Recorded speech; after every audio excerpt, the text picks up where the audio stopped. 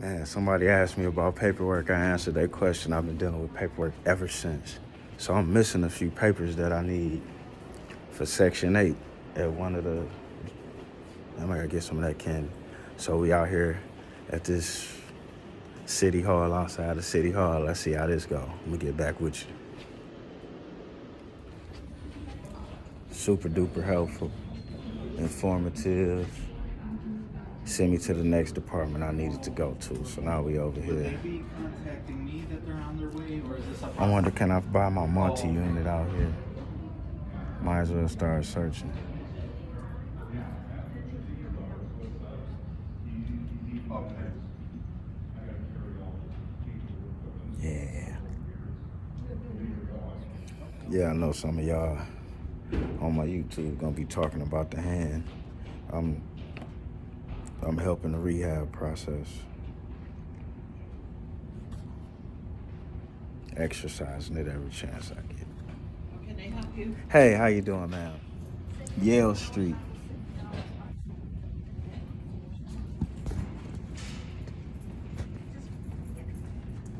What is your name? Dewan, right? And you live in the house? Currently, yes, ma'am.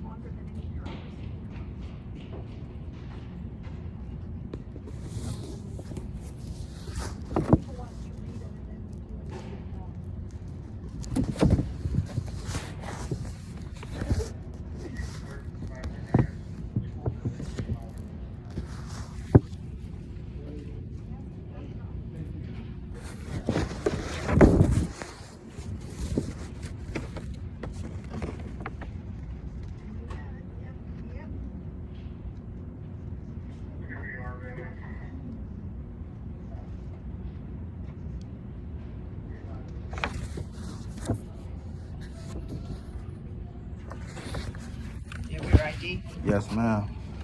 I haven't had a chance to change it over yet. Okay, yeah, you're gonna want to do that because if you're gonna want to ever pull permits, we're not gonna allow you to do it if your driver's license Yes, is ma'am. the same. I was in a horrific incident right after I bought the house. I'm just not getting up on my feet, so hopefully tomorrow I'll make it to the Secretary of State. Okay, and that's the best I can do because we just issue one because that's a legal document. Thank Lost you. it. All I'm gonna do is give you a copy like that. Well, thank you so much, man. Okay. You guys have a great day.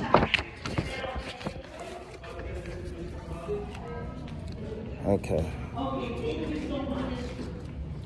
So, we're going to get back into what happened to my original one of those. You know what I'm saying? We're dealing with the city offices.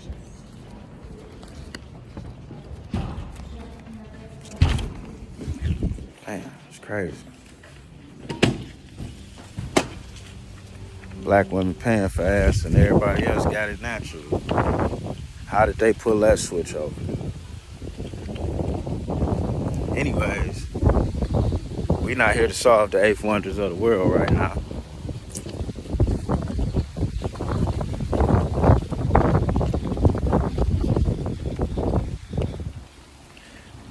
But anyway, dealing with the city services, like when I say city, I mean inside Detroit. Like, unless you're a conglomerate, shit always get lost in melee. It's always some unnecessary melee.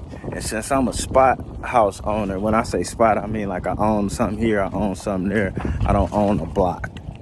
You know what I'm saying? I don't own a development. I don't own 300 units in one spot. You know what I'm saying?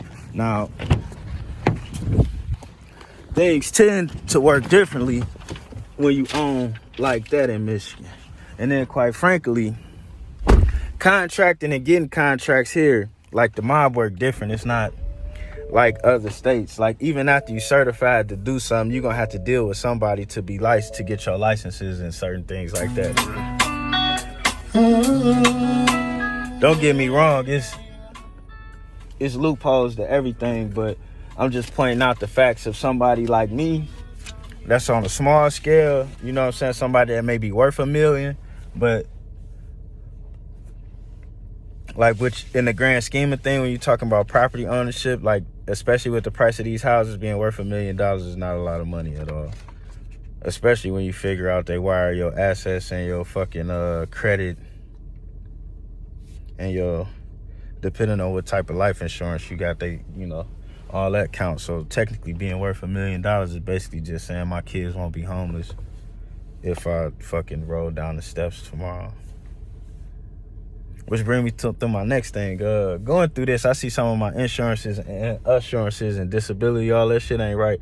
You know, some of them companies, they have you paying for stuff, and what they don't tell you is when it go wrong, they're not gonna do it. It don't work exactly how they sold it to you. You know what I'm saying? And then you end up being asked out. Like, I've been paying into some shit that says 75% disability, and some and like $1 million accidental death. Like, this is extra from my insurance and whatever. And lo and behold, when something happened, do you think I got 75% of my money? No. And then they say that, but they got a cap on it.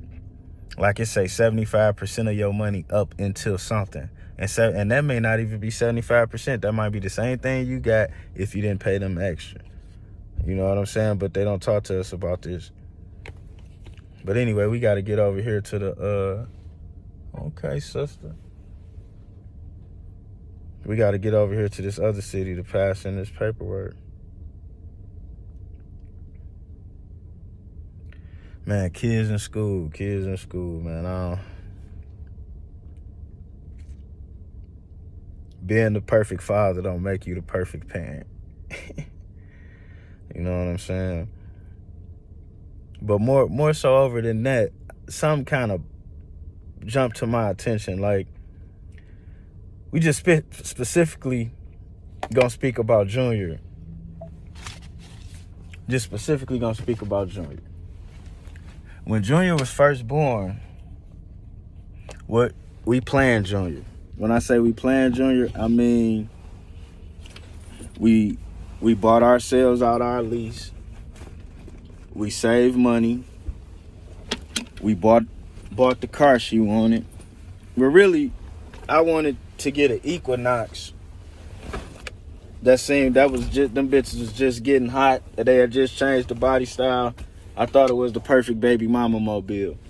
But what we ended up with was the Malibu Sport. You know what I'm saying? Which is what she wanted. And it was still kind of like the same as the Equinox minus the trunk space. Anyway, long story short, there was a period in my son's life where everything went through his mom's. I mean, everything. She breastfed him. She changed him. It was like, if she said don't do it, I remember once I was playing with him, and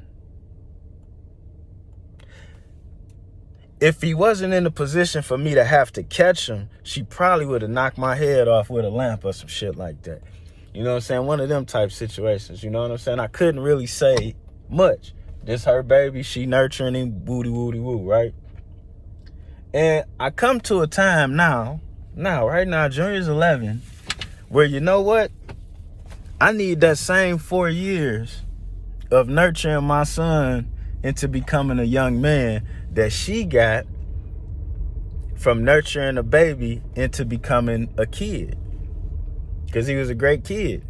You know what I'm saying? He's a great kid. I mean, you know, that's why he's in trouble now. He's so great a goddamn kid.